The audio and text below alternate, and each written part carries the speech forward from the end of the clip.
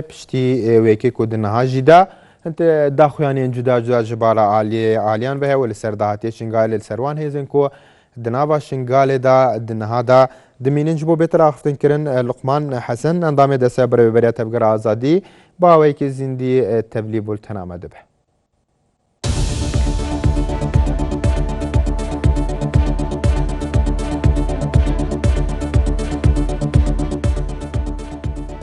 کاک لقمان نام کاتت باش سپاس بو باشداری کردنت راوشکاری انجمنی آسای شهریم لنویترین لیدوانی داد دالت باشداری کردنی پکک و پیدا لشاری شنگال دا بشک نبو لپلانی شرکه و باشداری کردنیشان تنها نمایشک بو ام کاتو همو کاتێکی بەڕێز زەدووە بینەرانی بەڕێزی تەلەڤیزیۆنەکەتان باش لێرە وەسڵاو بۆ هەموو ئەو شەڕبان و گەریلە و پێشمەرگانە ئەنێرین کە بەشدار بوون لە ئازادکردنی شنگال سەری ڕێز و نەوازش بۆ شەهیدان و کەسوکاری شەهیداندا ئەنەوێنین ئەوەی کە بەڕێز لێ پرسراوی دەستگای پاراستنی هەرێمی کوردستان داوێتی سەبارەت بە بەشدار نەبوونی هێزەکانی پاراستنی گەل و یەپەگەل لە ڕزگارکردنی شنگال ئەو ڕاستیە ناشاردرێتەوە وەک ڕۆژی ڕۆن وایە بە بەرچاوی هەموو کەناڵەکانی دنیاوە لە سۆسیال میدیا لە تەواوی تۆڕەکانی تویتەر و فەیسبوک و یوتوب و هەموو ئەو شوێنانە ئەو گرتە ڤیدیۆیانە بڵاو کراونەتەوە تەنانەت کەناڵەکانی جیهانیش هەندێک لە ناوەندە کەناڵە ڕاگەیاندنیەکانی جیهانیش وەکو رووسیا تودەی بەشداریەکە تەنیا خۆنمایشکردن بۆیان بەشداریکردنێکی فعلی بووە بەڵێ لەوێ هەبوون لە هەندێک قوڵەوە بەڵام بەشداریکردن لە شەڕەکە و ڕزگارکردنی لەسەر ئەرزی واقع هەبووە بەڕێزم مەزلوم شنگالی کە لێ پرسرا و فەرمانداری یەکینەکانی بەرخودانی شنگالە لە لێدوانیدا بە فەرمی دەڵێت ئێمە لە ڕۆژی هەشتی مانگەوە قۆناغی یەکەمی ئۆپراسیۆن یان هەڵمەتی ڕزگارکردنی شنگالمان دەست پێ کردووە لە شیلوێەوە قۆناغی دووەم ڕزگارکردنی ناوەوەی شنگال بووە کە لە ڕۆژی 12 مانگا دەستی پێکرد و قۆناغی سێمیش قۆناغی ڕزگارکردنی دەیەکانی دەوروبەری شنگالە و ئەوە تا لە ڕۆژانی ڕابردوودا یەکێک لە گەریلاکانی هێزەکانی پاراستنی گەل باڵێن پەکەکە شەهید بووە کە خەڵکی ڕۆژهەڵاتی کوردستانە خەڵکی شاری سنەیە لەبەرەوە ئەگەر بێت و ئێمە بمانەوێت بۆ مەبەستی ڕەشکردن یان وەلاوەنانی توانە و کاریگەری ئەو هێزانە لەسەر ئەرزی واقع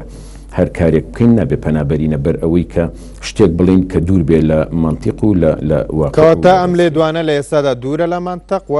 چی لە پشت لێدوانێکی وهایە کە هێزێکی کوردی ئەگەر هی پارچەیەکی دیکەی کوردستانیش بێ بەشداری کۆنتڕۆلکردنەوەی کردبێ ئێمە ئەخوازین وەک تەفگەری ئازادی لە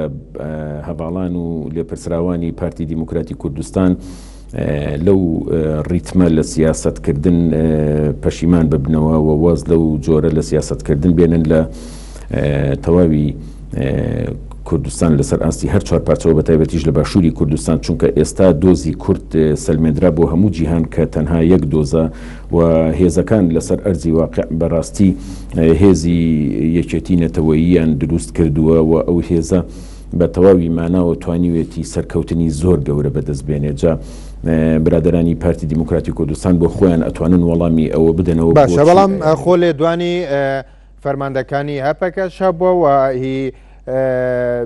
یەپەکەش هەبووە هی یەپەشەش هەبووە لەوێ کە ئەو هێزانێکی هێزدین و کە لەلایەن هەپەکەوە ئەمکو بڵێن نزیک لە پەکەکەن و لە یەپەکەن دروست کراوە ئەوانیش لێدوانی بە هەمان شێوەی لێدوانی وها توندیان هەبەوە لە هەمان کادا لە یەکەم ساتی گەیشتنیان بۆ ناو شنگال ئاڵای عەبدوڵڵا ئۆجەلان ئاڵای حەزبەکانی خۆیان لە ناو شنگالە بەرز کردوەوە یعنی ئەمە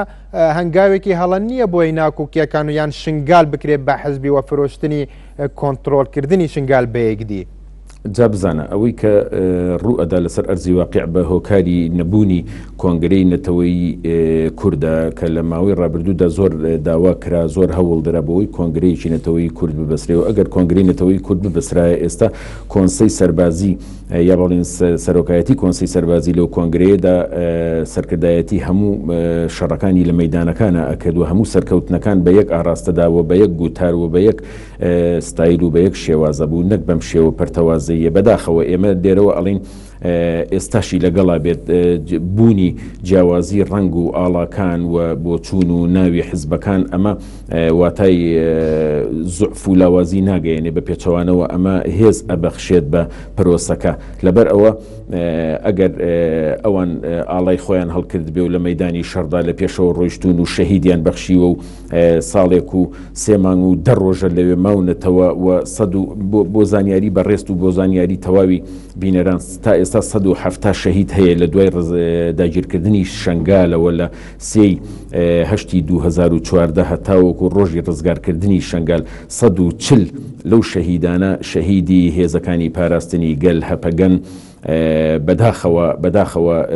لە پێرێدا شەهیدێکی تریشیان ڕاگەیاند کە لە هێرشەکانی ڕزگارکردن یا بەڵێن هەڵمەتی ڕزگارکردنی شنگال لە شیلوێ شەهید بووە لەبەرەوە خۆزگە هەموو هێزەکان بەو ڕوحیەتەوە خەباتیان بکردای و بیان توانێ ببنە هۆکاری پاراستنی شنگال هۆکاری ناکوکیەکانی نێوان لایەنەکان لە شنگال هۆکاری سەرەکی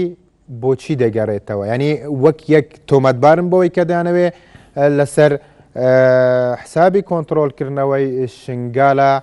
دەستکەوتەکان بکەن بەهی خۆیان من نازانم کەم دەستکەوت یعنی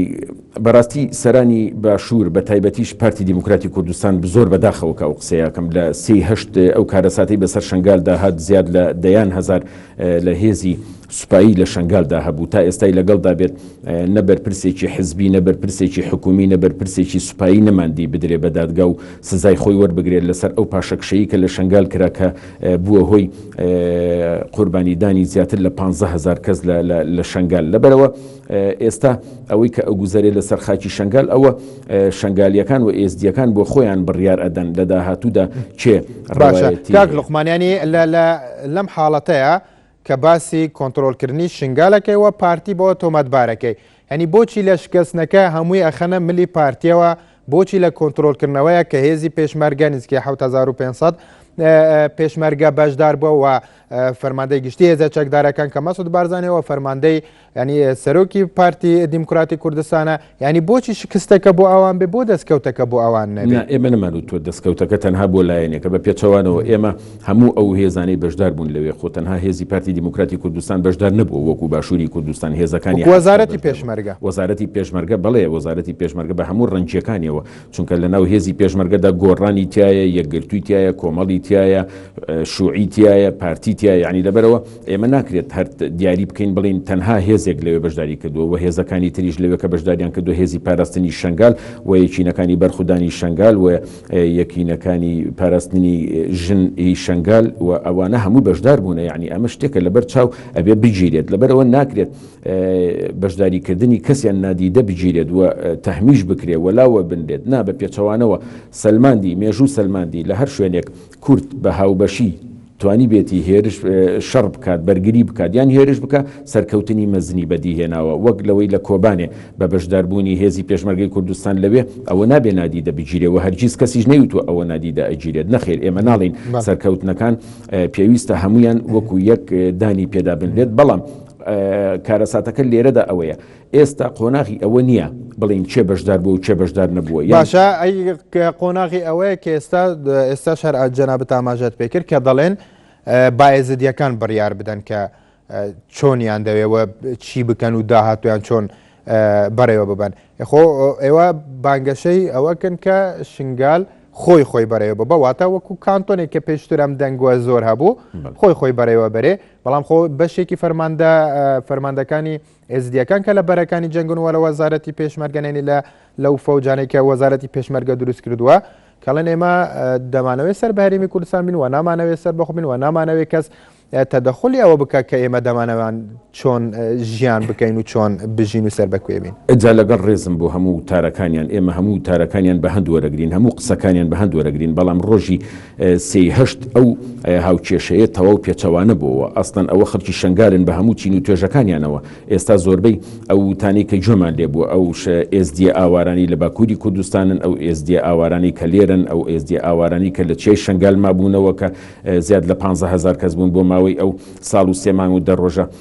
بە تەواوی بۆ خۆیان ئەیانوت ئەم جارە ئێمە بۆ خۆمان بڕیارە دەین و ئێستاش ئەوان سوورن لەسەر قسەی کە بەس لەوەی چی خۆیان بڕیاردەنانی لە ڕێگەی هەڵبژاردنەوە لە چ ڕێگەیەکەوە خۆ پاراستن خۆ بەڕێوە بردن گەڕانەوە بۆ سەر هەرێمی کوردستان ینی مەبەستان چیە لەوە ئەوە بۆ خۆیان بڕیار ئەدەن ئایا ئەمێننەوە لەسەر هەرێمی کوردستان یاوەکو بۆ خۆیان کانتۆنێک یا هەرێمێکی سربەخۆ بە ئێزدیان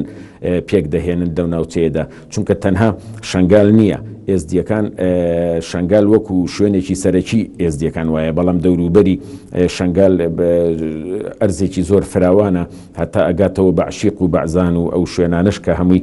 زۆری تر زێدی ئێزدیەکانە ئەو هەرێمە ئەگەر پێک بێت ئێمە لەگەڵ ئەوە داین ئازادی تەواوی خەڵکی ئەو ناوچەیە خۆیان بڕیار لەسەر ئەوە بدەن ئیتر بە ریفراندۆمێک بێت بە هەر شتێک بێ خۆیان بڕیار لەسەر ئەوە بدەن چونکە ئێمە باوەڕی تەواومان بە بڕیاردانی ئیداری و هێزی خۆپاراستن و ئابووری ئازاد و هەموو ئەو شتانی کە تایبەتە بە کانتۆنەکان ئێمە باوەڕی تەواومان پێێتی و ئێمە نەیشارینەوە بەڕاستی کاک لوقمان پارتی و پەکەکە دەوترێت پارتی و پەکەکە ئێزدیەکانیان کرد بە دوو بەشەوە بەشێکیان تەنانەت هەردووکیان هێزیان بۆ دروست کردووە هێزەکانی پاراستنی شنگال لەم لاشەوە هێزەکانی ئێزدی کە پێشمەرگەن لەولاوە لە میدیاکانەوە بەشێکەوە هێزیانەی کە چوونەتە ڕۆژاوای کوردستانیان لە باکوورن لە تەلەڤیزیۆنەکانی نزیک لە پەکەکەوە دەرەکەون و باس لەوەکەن کە ئەوان دژی پارتین لەم لاوانەی پارتی لە تەلەڤیزیۆنەکانی نزیک خوانەوە دەرەکەون و بە هەمان شێوە ئاماژە بەوەکەن کە نابێ پەکەکە دەسوەر بدە ینی ئەم دابەشکردنەی ئێزدیە لەسەر ئایدۆلۆژیای حزبی بۆ ینی بۆچی ئەوان زەرمەند بن جا بزانە ئەوەی کە دروست بووە ئێمە بەشدار نین لەو دروست بوونە لەو ئێمە هۆکار نین و بەشدار نین و کاریگەری ئەرێنیمان ئەبێ هەبێت لەسەر ڕووداوەکان ئێمە وەک تەفگەری ئازادی و ئێوەش وەک کەناڵەکانی ڕاگەیاندن چونکە ئەمە نقطەیەکی هەستیاری مێژوویە سەبارەت تەنها بە ئێزدیەکان نا سەبارەت بە زۆربەی شوێنەکانی تر بۆ نمونە کۆبانێ بۆ کەرکووک گوێر مەخمور هەبوو ئەو شوێنانی کە شەڕگەیە لە بەرامبەری داعشدا بەڵام بۆ ڕاستکردنەوەی قسەکەی بەڕێزت ئەمە ڕوویدا ئەم ڕووداوە جارێکی تر ناتوانین بیگەڕێنینەوە بۆ ڕۆژی پێش ڕۆژی سێی هەشت ئێزدیەکان وەک کۆمەلگایەکی کوردی ڕەسەن بریندارن خوێنیان لێ ئەچۆڕێت تا سەر ئێسقان برینەکەیان سەختە برینەکەیان قوڵە ئەبێ هەموو لایەنەکان ئەبێ کار لەسەر ساڕێژکردنەوەی ئەو برینە بکەن ئەگەر ئەوەی ئێستا ئێزدیە و داخلە دڵە و شەهیدی داوە ماڵی وێران بووە ژیانی لێ تێکچووە مناڵی بەبەرچاوە مردووە هەر چیەک ئەڵێت ئەبێ ئێمە ڕێزی لێ بگرین ئەبێ ئێمە کار بۆ ئەوە بکەین ئەو برینە ساڕێژ بکەینەوە نەک بین ئەو برینە جارێکی تر خوێی پێوەکەین ئێمە بین لیمۆتزی پێوەکەین جارێکی تر برینەکە بکولێنینەوە ئەمە هەر هێزێک ئەمە بکات ئێمە وەکو خۆمان دژی ئەوەستینەوە و ئێمە لەگەڵ ئەوەدانین بە هیچ جۆرێک بەڵام ئێمە هەمیشە وتومانە ئێزدیەکان با بۆ خۆیان بڕیار بدەن هەر شوێنێک بۆ خۆی بڕیاری خۆی بدات ئایا چۆن کاروباری خۆی بەڕێخستن ئەکا خۆی چۆن بەڕێوە ئەبا سەر بەکوێ ئەبێت ئەمە ئازادی تەواوی گەلانە ئێمە باوەڕمان پێیەتی گەلی ئێزدی لە نیشتیمانی کوردستان بەشێکی دانەبڕاوەیە لە خاکی کوردستان لەبەرەوە پێش سێی هەشت ئێزدیەکان یا با بڵین شنگال سەر بە عێراق بووە لە 2003ەوە حکوومەتی عێراقی ناوەندی نەماوە لە دەی حوزەیرانی 2014ەوە کە داعش هات مووسڵی گرت خەتەر و با بڵین ئەگەری هێرش و جینۆساید لەسەر ئێزدیەکان هەبوو داوا کرا کە هێز بنێرێت بۆ ئەوێ و ئەو کارەساتە ڕوونەدا بەداخەوە ڕوویدا و بەداخەوە پارتی دیموکراتی کوردستان کە پشتی شێری بەرەکەوێ لەبەرەوەی زۆری هێزەکان کە لەوێن پارتین تەنها پارتی لێ نەبوو کاتێک شنگال گیرە بە هەڤاڵانی یەکێتی نیشتیمانیشی لێبوو مەڵبەندی یەکێتیشی لێبوو کاتە بۆ هەموویە خەنە سەر ملی پارتی نەخێر ئێمە نایخێنە سەر پارتی بەڵام ئەو هێزانە ئەو هێزە زۆرەی کە لەوێ بوو هێزی پارتی بوو لەبەرەوەی هێزی پارتی بەبەر چاوی کەناڵەکانی جیهانەوە بەبەر چاوی ئێزدیەکانەوە یەک فیشەکیان نەتەقان برای بەڕێزم ناکرێت 11 هزار چەکدار هێزی پێشمەرگە برای بەڕێزی ئێمە پێشمەرگە کە بە دڵ و بەجیان ئێستا من دڵنیام ئەم قسانەی من ئەیکەم ئەو پێشمەرگانی کە لەوێ بوون پێیان ناخۆشە ئەوانیش بە ئاوات یەخوازن خۆزگە شەڕی قارەمانی و مەیدانانیان بکردایە بۆەوەی ئێستا ئەم قسەیە نەکرێ بەرامبەریان بەڵام ئەمە کە ئەکرێ ئەمە ڕاستیەکە خۆ من دروستم نەکردووە پێشمەرگە خەتابارەیان فەرماندەکان بە تاکید فەرماندە پێشمەرگە بڕیاری شەڕکردن لای پێشمەرگە نییە بڕیاری شەڕکردن لای فەرماندەیە ئەوەی ئێمە داخی ڕەخی پێخوازین تا ئێستا هیچ فەرماندەیەک هیچ لێپرسراوێک نەدرا بە دادگا سزای وەرنەگرت لەسەر ئەو کارە ساتە نزیکەی 4,000 ژن و کچی ئێزدی وەکو سەبایە لە ڕەقە و لە مووسڵ کڕین و فرۆشتنیان پێواکرێ بەداخەوە کە ئەو قسەیەکەین هەموو جارێک ئەیڵینەوە تکایە ئێمە تکا